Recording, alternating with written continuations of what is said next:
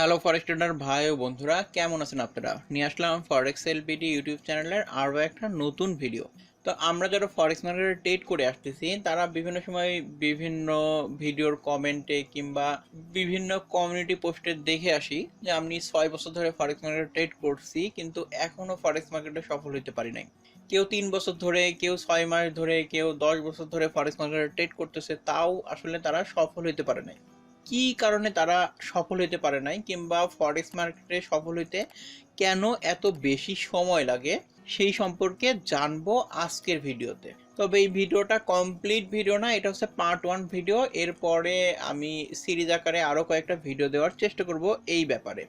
ফরেক্স মার্কেটে সফল হতে কেন এত বেশি সময় লাগে বিস্তারিত জানতে সম্পূর্ণ ভিডিওটা মনোযোগ সহকারে দেখবেন। তো চলুন ভিডিও শুরু করা যাক। সাবস্ক্রাইব করুন ফরেক্স হেল্প বিডি চ্যানেলকে এবং বেল বাটনে চাপ দিন ফরেক্স রিলেটেড ভিডিও সবার আগে পাওয়ার জন্য। Risk warning. আমরা যদি ফরেক্স মার্কেটে সফল হইতে কেন এত বেশি সময় লাগে এটা যদি জেনে ফেলি, তাহলে আমরা জানতে পারবো যে আসলে কি কি কাজ করলে আসলে কম সময়ের মধ্যে ফরেক্স মার্কেটে সফল হওয়া যাবে। তো আজকের ভিডিওতে যেগুলা আমি বলবো এইগুলা আমার পার্সোনাল এক্সপিরিয়েন্স থেকে বলবো এবং অনেক ট্রেডার ভাইদের কাছে বিভিন্ন ধরনের প্রশ্ন প্লাস তাদের সমস্যাগুলো দেখে আসলে আমার যে এক্সপিরিয়েন্স হয়েছে তার বেসিসে আজকের ভিডিওটা বানানো। ফরেক্স মার্কেটে একটা ট্রেডারে সফল হতে অনেক বেশি সময় লাগে, এর পিছনে আসলে কারেন্সি পেয়ারের একটা অবদান আছে। যেরকম ধরেন ফরেক্স মার্কেট কিন্তু অনেক ধরনের কারেন্সি পেয়ার আছে, যে ফরেক্স এর কারেন্সি পেয়ার আছে, সিএফডি আছে, ফিউচার আছে, এগুলা সব মিলাই মোটামুটি 1000-এর মতো পেয়ার আছে। এখন বিভিন্ন ব্রোকার ভেদে এটা কম বেশি হইতে পারে। এখন এতগুলা কারেন্সি পেয়ার থাকা যেরকম সুবিধা সেরকম অসুবিধারও। একজন নতুন ট্রেডার বা একজন যে এরকম 6-7 বছর ধরে ফরেক্স মার্কেটে প্রফিট করতে পারতেছে না, তারা আসলে নিজেরাই বুঝতে পারে না যে কোন কারেন্সি পেয়ারে তার ট্রেড করা উচিত, কোন কারেন্সি পেয়ারে ট্রেড করা উচিত না। কারণ এখানে এত বেশি পেয়ার, ধরুন 60-70টা ফরেক্স পেয়ারই আছে, সেখানে এই 60-70টা পেয়ারে কি আপনি ট্রেড করবেন? তো প্রথম অবস্থায় কি করে যে তারা একটা ট্রেডিং সিস্টেম পাইলো, সেই ট্রেডিং সিস্টেম পাওয়ার পরে যতগুলা কারেন্সি পেয়ার আছে সবগুলা কারেন্সি পেয়ারে তারা দেখতে থাকে যে এই পেয়ারে ট্রেড আসছে কিনা, এই পেয়ারে ট্রেড আসছে কিনা। এই যে ট্রেড খোঁজার তাড়াহুড়া, এই তাড়াহুড়ার মধ্যে তারা যে ট্রেডের যে চেক লিস্ট বা ট্রেডের যে নিয়ম কানুন, সেই নিয়ম কানুনগুলাই তার মনে থাকে না। যে একটু মিললো একটা চেক লিস্টে 20% 30% ট্রেড ওপেন করে ফেললো, তার ফলে কি হলো, ট্রেডটা লসে চলে গেল, কিংবা কোনো একটা বড় ভুল করে ফেললো, বড় লটে ট্রেড ওপেন করে ফেললো। তো এই সফল না হওয়ার পিছে আসলে একটা কারেন্সি পেয়ারের অনেক বেশি অবদান আছে, যে কোন পেয়ারে ট্রেড করতে হবে এটা আসলে বুঝতে না পারা। আমি এর আগের ভিডিওতে বলছিলাম যে ফরেক্স মার্কেটে এরকম ট্রেডার আছে যারা একটা নির্দিষ্ট পেয়ারে ট্রেড করে কিংবা 2 থেকে 3টা পেয়ারে ট্রেড করে, যেরকম ইউরো ইউএসডি পেয়ার। এরকম ফরেক্স মার্কেটে অনেক ট্রেডার আছে যারা শুধুমাত্র ইউরো ইউএসডিতে ট্রেড করে। তো ইউরো ইউএসডিতে ট্রেড করে এসে প্রতি মাসে এই ইউরো ইউএসডি পেয়ার থেকে প্রফিট বের করে আনতেছে। কেউ জেবিপি জেপিওয়াই জেবিপি ইউএসডিতে ট্রেড করে, এই পেয়ারের বাইরে তার অন্য কোনো পেয়ারে ট্রেড করে না। তো এই পেয়ারে ট্রেড করে সে প্রফিট করে আসছে। আবার গোল্ড ট্রেডার আছে যে শুধুমাত্র গোল্ডে ট্রেড করে প্রফিট করতেছে। তো এরকম 1-2টা কারেন্সি পেয়ারে ট্রেড করার সুবিধা হলো যে আপনি এখানে 2টা দেশের অর্থনীতি দেখতেছেন, তাহলে এখানে 2টা দেশের অর্থনীতি সম্পূর্ণ ডাটা তার কাছে থাকে এবং মান্থলি চার্ট থেকে শুরু করে মিনিটের চার্ট পর্যন্ত তার অ্যানালাইসিস থাকে। যে মাথার মধ্যে এটা থাকে যে মান্থলি চার্ট থেকে এই 15 মিনিট হোক 30 মিনিটের চার্ট পর্যন্ত এই ফরমেশনে মার্কেটটা আছে, তাহলে মার্কেট এই দিকে যাইতে পারে। তাহলে তার কাছে ফুল অ্যানালাইসিস থাকে একটা পেয়ারের। এই অ্যানালাইসিস থাকার ফলে কি হয়, সে একটা পেয়ারে ফুল কনফিডেন্সের সাথে ট্রেড করতে পারে, ট্রেড করে মাস শেষে প্রফিট বের করে আনতে পারে। কিন্তু যখন আপনি এরকম 20টা 30টা পেয়ার কি 10টা পেয়ার 15টা পেয়ার দেখতে থাকবেন, তখন কিন্তু আপনার এত অ্যানালাইসিস থাকবে না, আর সব কিছু মাথার মধ্যে রাখাও সম্ভব না।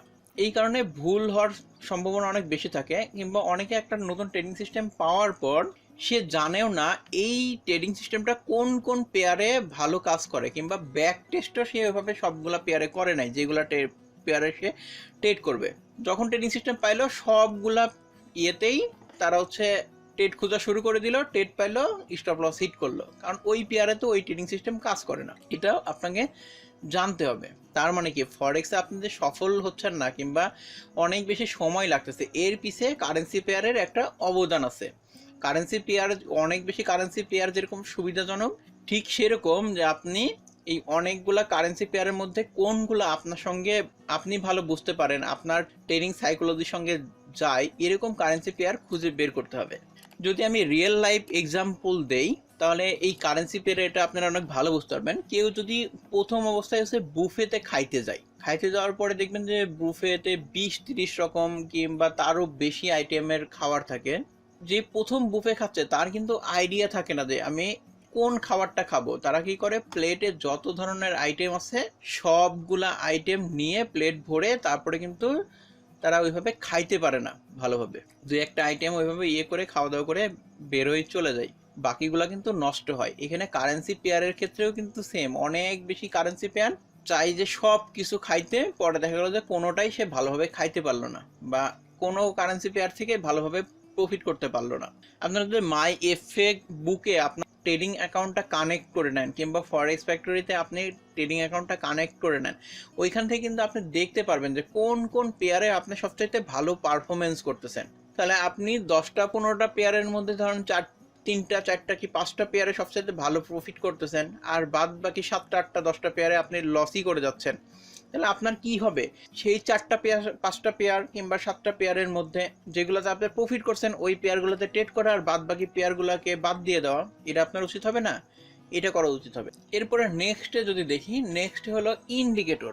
এটাও ঠিক কারেন্সি পেয়ারের মতোই ফরেক্স মার্কেটে ট্রেড করার জন্য 5000 প্লাস কিংবা আরো 10,000-এর মতো ইন্ডিকেটর থাকতে পারে। তো যারা ইন্ডিকেটর দিয়ে ট্রেড করে, আমি নিজেও ইন্ডিকেটর দিয়ে ট্রেড করি, দেন কোন ইন্ডিকেটর দিয়ে ট্রেড করতে হবে তারা আসলে বুঝতে পারে না। কোনো সময় মুভিং অ্যাভারেজ দিয়ে ট্রেড করতেছে, কোনো সময় আইসিমুকু দিয়ে ট্রেড করতেছে, কোনো সময় আরএসআই দিয়ে ট্রেড করতেছে, কোনো সময় এমএসিডি দিয়ে ট্রেড করতেছে। এই এত ইন্ডিকেটরের মাঝে কোন ইন্ডিকেটর আমার জন্য সুইটেবল কিংবা আমাদের জন্য সুইটেবল, এটা কিন্তু বুঝতে পারে না। বারবার হচ্ছে একটার পর একটা শিফট করে যাওয়ার জন্য তারা কি হলো যে মার্কেটের, ফরেক্স মার্কেটে সে সফল হইতে পারতো, যে 3 বছর 4 বছর 5 বছর চলে গেছে সেই ইন্ডিকেটর টেস্ট করে যাচ্ছে, কিংবা এরকম খুঁজে যে আমি এরকম একটা ইন্ডিকেটর পাবো যেই ইন্ডিকেটরের মাধ্যমে আসলে কোনো লস হবে না, শুধু প্রফিট আর প্রফিট হবে। আসলে এরকম কোনো ইন্ডিকেটর নাই যে এই ইন্ডিকেটর দিয়ে আপনি শুধু প্রফিট আর প্রফিট করবেন, কোনো লস হবে না। আর যদি এরকম ইন্ডিকেটর থেকেও থাকে, তার যে ইন্ডিকেটরটা বানাইছে সেই ইন্ডিকেটরটা আপনাকে দিবে কেন?